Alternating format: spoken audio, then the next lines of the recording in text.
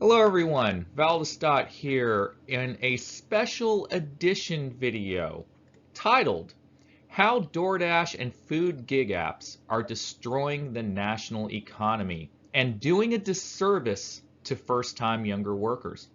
And this conversation is going to feature no other than Miss Dash or Pass herself, Faith. Hi Faith. Hello, how's it going? Good, good. How are you doing today?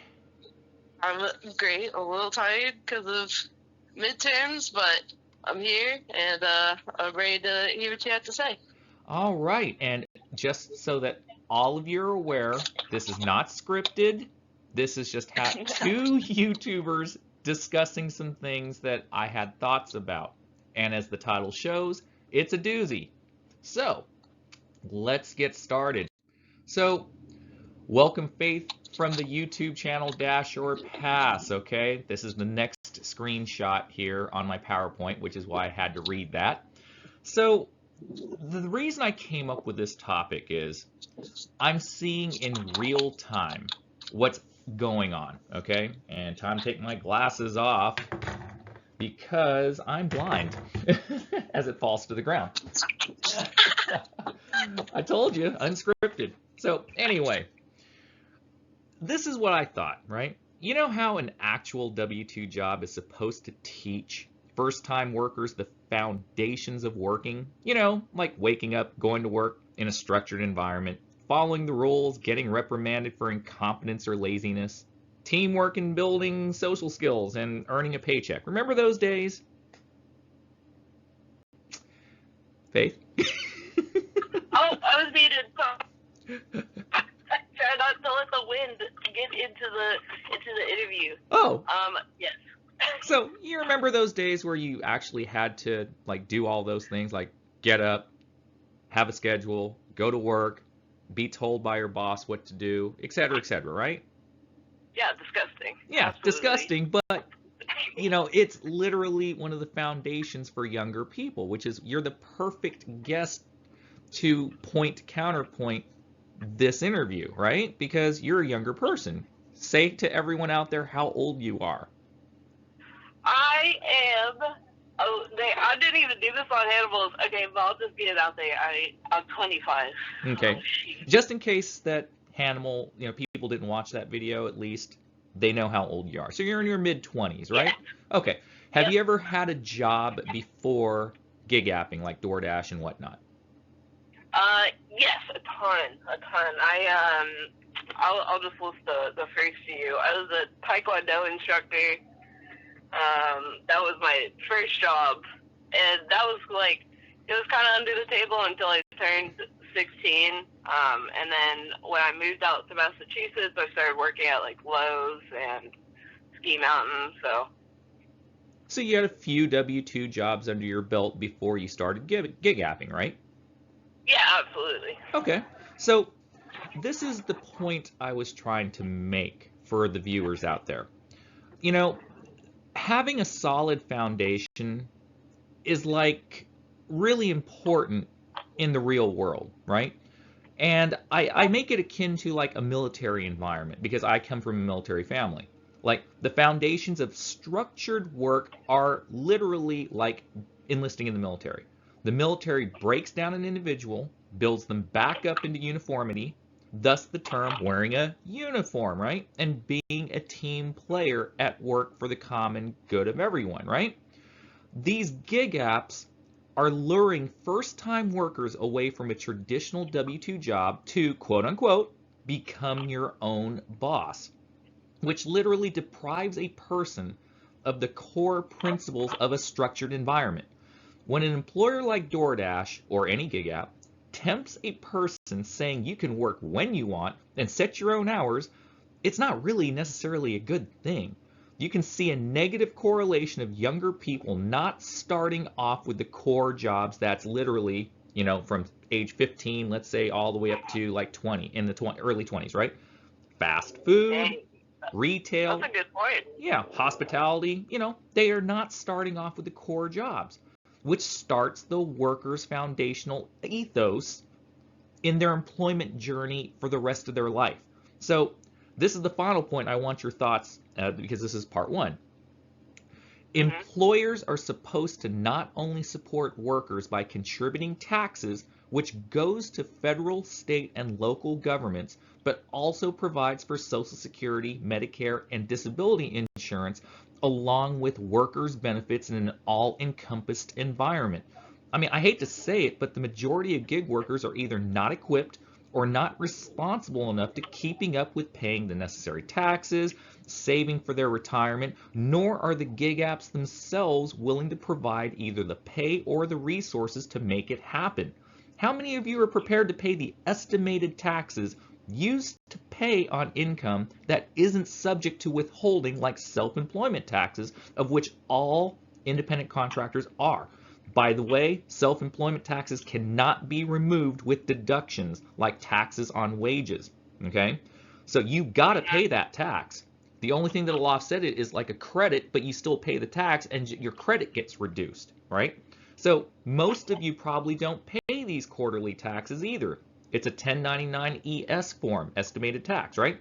So, you're on the hook for the entire amount every tax season by mid-April.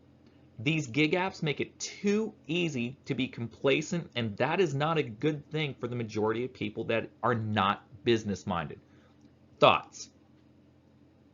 My thoughts is that at least for I feel like people in my age demographic, that is a very, very true statement.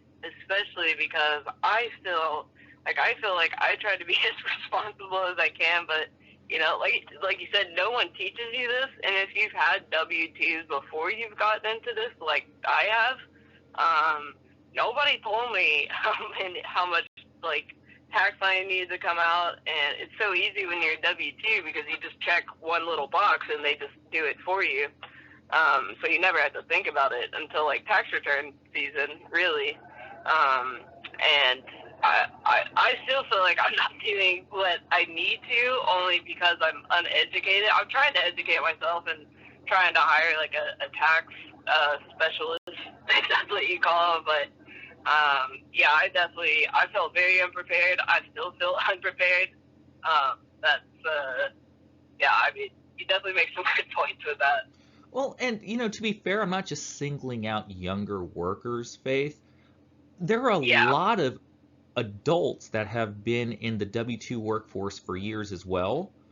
Unless you come really with the mindset of a small business owner, a lot of older people don't know this either. They're just thinking, oh, like my dad, he's 72 and he Doordashes. Why? Because it gives him something to do, right? He is doing it, in my opinion, for the right reasons, but for the wrong reasons. And he used to be a CPA, but he doesn't do it anymore because when you get older, you don't want to be bothered. That's just the way it is, right? So Yeah. the thing is that there's too many people out there that don't care about these types of important things. So I'm not just singling out younger people, even though the title kind of makes it sound like I am. But younger people, as you said earlier, are kind of more susceptible because they don't have the experience that older people do. Yeah, that's a better word for it. Susceptible. Yeah. Okay. So, part two. What happens when the gig apps decline due to oversaturation? Now, this is where I'm coming from on this. We're seeing it right now, right? Everyone was thinking, oh, it's just the summer slowdown and all this, right, Faith? And yet, we're not in summer anymore. We're deep in fall now. True? True, yes. Okay. So, too many drivers in the post-pandemic life right now is dealing with not enough volume. Okay, there is less demand for gig app services, especially in the food delivery space, that these same first-time workers are hard-pressed to know what to do next. Because guess what? Too many people are out there now, not enough volume.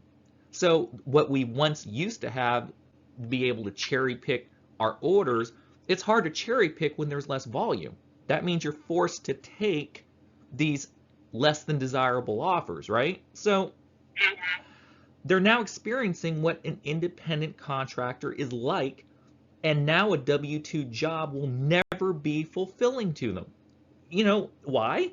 Because it's hard to go back to a job that has structure and schedules again. I have heard it all the time. You probably have too in your comments section as well. From gig workers on YouTube comments, from every YouTuber I used to watch. They will never go back to a W-2 job. They've all said it. Multiply that by 100 to a younger first-time employee. Older people at least had the experience and mental fortitude to stomach their pride, like I personally did, and went back to a W-2. Why? Because we know what structure is. We experienced it, right? First-time employees, not so much. They will either quit the moment that something irks them and try to run back to a gig app, only to be met with disappointment due to the lack of work, lower pay, or the increasing miles and fuel costs. How do I know this? I'm going to tell you my own personal story, Faith. My son was one of these victims, okay? He signed up for Doordash, and his life turned upside down. This is my son of 23 years old. He had a few W-2 jobs in the past, but he always quit those jobs after about 3 to 6 months.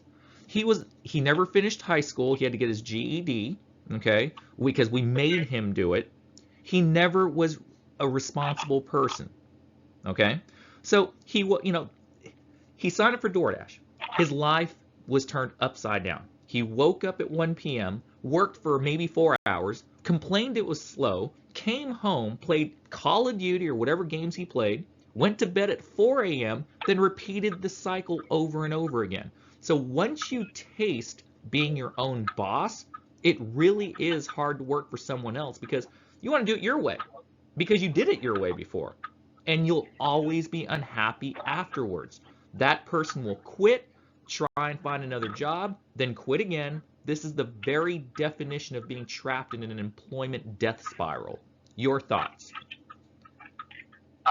My thoughts are that is also pretty spot on, and also from personal experience. Now, I have a little more structure, just I guess because I've been working since I was 13, and it wasn't a W-2 job. But even now, I find it pretty. I'm not even fully committed going back to the mountain. I'm taking as little hours as possible because I do want to try and make this work. Just because it's really nice with school and everything, But and I'm doing that, out of selfish reasons. I just don't want to. Like you said, once you get a piece of the cake, you don't really want to eat your vegetables anymore when it's presented to you. Good when you point. know that that's out there. But it's not. It's not always. It's just not always the best option, I guess. Still. Does that make sense? Yeah, it makes perfect sense. And in your generation, if you take the easy way out from the very beginning, let's say, because as we said earlier, your generation doesn't have the experience that the older generation does, you're going to be ill prepared when the gig economy collapses like a house of cards, having to go to a W-2 at an older age, not knowing how to interact with others, knowing how to act around a boss. You're going to not you, but people in that situation are going to be hard pressed to fit in. Well, I would attest too. Even me, I feel like the duration you do this too, even if your mindset is to eventually go back to a W-2, I feel like you can, even if I've gained all these skills from my previous employment. I feel like they can just as easily be lost with me doing this as much as I am, and I could just as easily forget all those wonderful people skills I learned in my W-2 because we barely interact with people anyways doing this job as it is. So exactly, except people at restaurants and over half the time leaving it the order at the door. Yeah. So. All right, good answers there. Good answers. Okay, part 3. This one's a little quick. Okay. Too many chiefs, not enough Indian syndrome. Okay. With the gig app boom and DoorDash luring people into becoming quote unquote bosses, of which we really aren't, who's going to do the actual entry level jobs anymore? We're already having a quote unquote labor shortage in key sectors, right? Sidebar, this is a sidebar. We're not in a labor shortage. I posted in my community tab a video explaining that, which you saw, by the way, right? Yes. Okay. These employers are complaining about people wanting to work for them but pay less than $10 an hour. They don't want workers. They want wage slaves like the good old pre-pandemic days and don't care about why workers aren't running back to them. They just want cheap labor. If employers actually cared about a worker's well-being and treated them with respect and pay a livable wage commiserate with the present times, a worker would tend to be more loyal to a company and resignations would be far less common. Sidebar over. Now, so this country is having problems with places like gas stations, retail stores, grocery stores, restaurants, hospitality, and now the banking financial sectors that pay bank tellers less than $10 an hour. The gig apps are just one part of that reason. Your thoughts on that? I honestly didn't even really consider, like, the fact that, the gig apps were affecting other aspects of the economy until, I was doing research on the propositions, and it was Albertsons, and they ended up, Albertsons ended up firing a lot of their own employees that were, classified as their own personal shoppers, but they were W-2. And they got rid of a bunch of employees and replaced them with the Instacart shoppers because they knew it was a much, much cheaper option. And I guess I didn't even fathom that was really a possibility.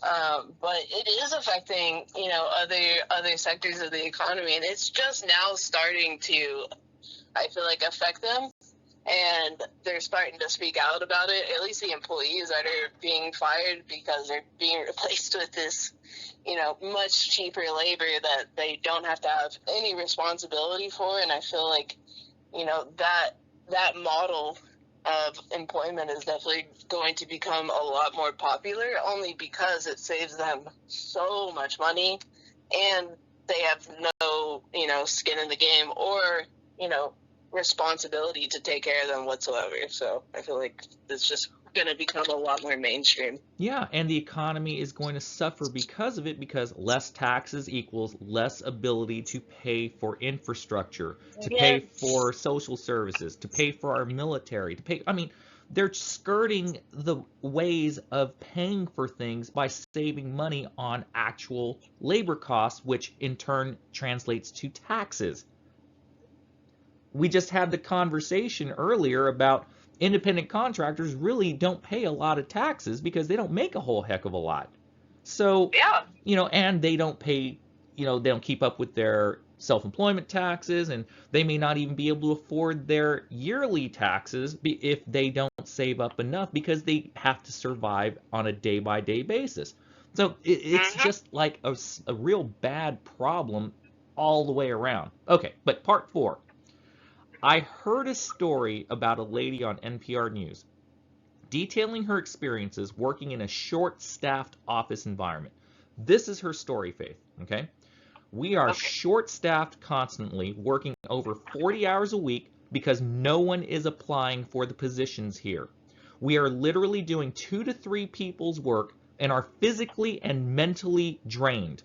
Yet, if I or someone else tries to get a day off to go to the doctor, then someone or everyone would have to cover for the person needing time off, which only makes the labor situation worse at the office. This is a main reason why people are quitting. Thoughts on that? That is, I feel like that has been going on for so long, like the people just being overworked, and the understaffing. I feel like it's just really come to a head especially because of the pandemic. More and more people just wasn't enough spots and not enough people helping out, and now it's just I feel like social media picked it up a lot, and just really made it present, and it's just like so disgusting to me that they are still like, there's a reason people don't want to do these jobs. I mean, they treat them like crap. They manipulate them constantly. They they just don't treat them like human beings, and people are absolutely done with it. And it's spreading to other places, not just fast food, but like I was saying, it's just really disgusting to me that they still are trying to like give the bare minimum. And it's clearly not because of unemployment that people aren't coming back to work, It's just that these people are trying to treat other people like, like dirt on their shoe, and it's just people don't want to take that anymore. And they're just finding out that people aren't as stupid as they think they are, because no one's falling for their up to, $17. And they make sure to put the up to on the sign in the tiniest font they possibly can. 100% because right. They're lying. 100% right. They do put the up to, just like Doordash does. Oh, you can make up to $25 an hour. Up to. Yeah. Yeah. So the thing, you just kind of hit the nail on the head there. And to reiterate, where are these disenfranchised people quitting running to? Gig work. Yep. Which is exacerbating the flooding of, flooding the markets, and having less work and better offers come in to the older workforce that has been there before they got there. You're a veteran. I'm a veteran. If anyone's a veteran, if you've worked at least 2 years or longer. I mean, basically, right? I mean, in the gig work, in the gig world. So, yeah, it's just making things worse. Now, here is basically the end of this conversation coming up, okay?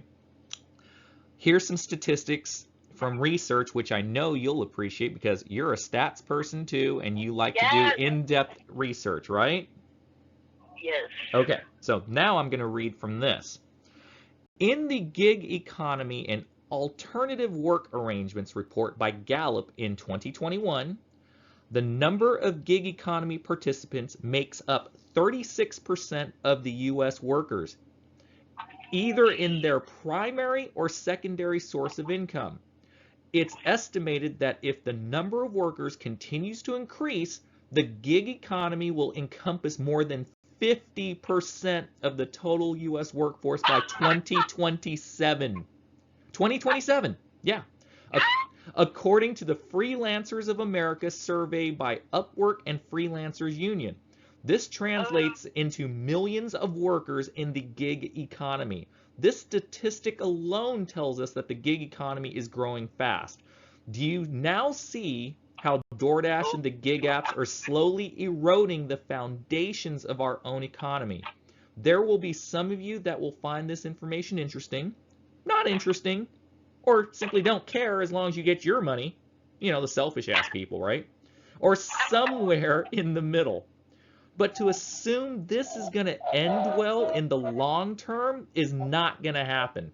What we are now seeing is a paradigm economic shift that there is A, not going to be enough gig jobs to go around, B, shortage of workers in these sectors we discussed earlier are going to impact the speed of a gig worker's orders, whether it's from a restaurant, retail, or convenience store, C, eventually leave the gig workforce due to oversaturation, forcing these people to scramble back to a W-2 or transition to a different line of work, such as becoming a true business person. When this happens, don't say I didn't tell you so. Faith, what are your final thoughts after hearing all this? I feel like I'm definitely not the only one to have this feeling of impending doom, like something is about to collapse and it's not going to be good, whether it's the economy, the labor force, or the gig economy. I think my only thoughts are, it's definitely, if any time, now it's very important to have, some kind of backup plan. It's great. It's awesome. I didn't want to go back to my W-2 job, but you could just feel it in the air that you need to have some backup plans right now. Yes, most definitely. backup plans are always good, Faith. And I Yeah. mean, you got to have an income of some sort. And we all know it's October, and there are a lot of places in the country. There's some that are still doing good, but a lot of other places aren't, like my market. How's your market? My market is actually picking back up decently. I mean, some days are definitely terrible, but it's not as bad as it was. But my market is really, really, really good. Like it is always pretty decent. But I live in a very active metro, and if I didn't live in this market, I would never like dash as much as I do. But I'm very lucky to be in a very good market. But I know a lot of places are still not where they used to be, and are not even coming close to getting back to, some state of normalcy. And see, this is why I love your channel, Faith, because you tell it like it is. You don't say hustle bustle. If I can do it, you can too. There are a lot. That's the toxic positivity that you and Jen on the Go and Joe Dude, Gig yeah, said. that's Yeah. true. Oh, go ahead. No, I was saying that's true. Yeah, that's a good point. Yeah. You have to be honest with your audience. You can't trick people into thinking that they can make that kind of money everywhere without a disclaimer that it is market dependent. And a lot of these other gig appers or gig tubers don't do that. Now, if you're like Nugs and you're doing it for entertainment value in addition to working the grind and whatnot, that's fine. But if you're simply just saying, hey, I will teach you a way to make more money, yeah, that's not going to happen. Not everywhere. No. So, my final words are this, Faith. As you probably already know, because I kind of mentioned it to you before, this is going to be my last video talking about the gig economy. Okay? Oh. Yep. I mean, I'll still have a YouTube channel, but it's not going to be nothing about the gig economy anymore. I'm going out with a bang. I just wanted to forewarn people, I'm not playing Chicken Little here. I'm using actual evidence from trusted sources and research and numbers to, as you said, people had better be prepared and have a fallback plan, because it's not going to be pretty whether it's next year or a few years down the line. There's just going to be way too many people trying to be a chief instead of an Indian. Literally, too many bosses, not enough workers in a W-2 job environment. And all these people that don't want to work a W-2 are going to flood the gig economy. And it's just not going to be worth it in the long run. Now, with the increase, it was just, yeah, okay. So it was fun while it lasted. But there are only so many things that can be discussed in the gig space. I've been doing this for over 2.5, almost 3 years, YouTubing.